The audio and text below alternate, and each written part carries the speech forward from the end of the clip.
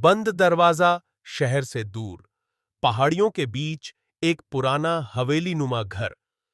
आरव, एक युवा लेखक, कुछ हफ्तों के लिए इस सुनसान जगह पर किराए का घर लेकर आया था ताकि वह शांति से अपनी नई किताब लिख सके। घर बहुत पुराना था, दीवारों पर धूल और जाले, लेकिन उसकी खामोशी में एक अजीब सा आकर्षण था। पहले दिन सब सामान्य रहा, लेकिन रात को जब वो लिखने बैठा, तभी उसे ऊपर वाले कमरे से किसी के चलने की आवाज आई। शायद कोई चूहा होगा, उसने खुद को समझाया।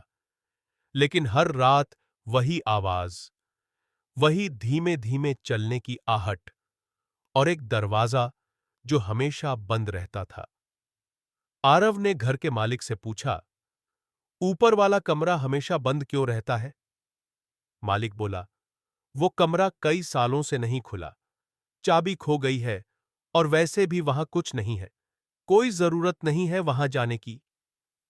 पर आरव को चैन नहीं मिला। एक रात जब आवाजें ज्यादा तेज हो गईं, तो वो टॉर्च लेकर ऊपर गया।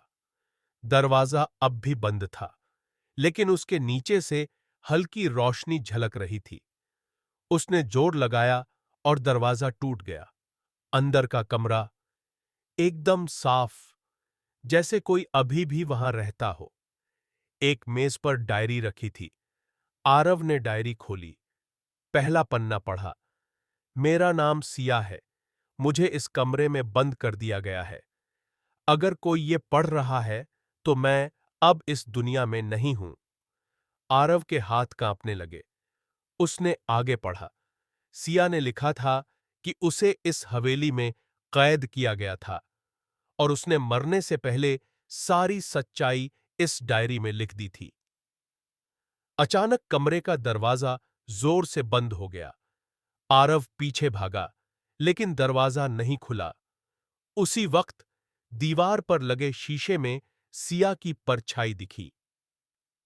एक लड़की, सफेद कपड़े में, आंखें छलकती हुईं। उसने धीमे स्वर में कहा, तुम्हें मेरी कहानी पूरी करनी है, दुनिया को सच बताना है। अगली सुबह आरव उसी कमरे में बेहोश मिला। डायरी उसके पास थी, लेकिन कमरे का दरवाजा टूटा नहीं था, बल्कि जंग लगा ताला अब भी उसी जगह था। लोग हैरान थे, वो अंदर कैसे गया? लेकिन आरव अब बदल चुका था। उसने एक किताब लिखी, सिया की आखिरी पुकार, जिसने सबको हिलाकर रख दिया। और फिर वो हवेली दोबारा कभी किसी को किराए पर नहीं दी गई।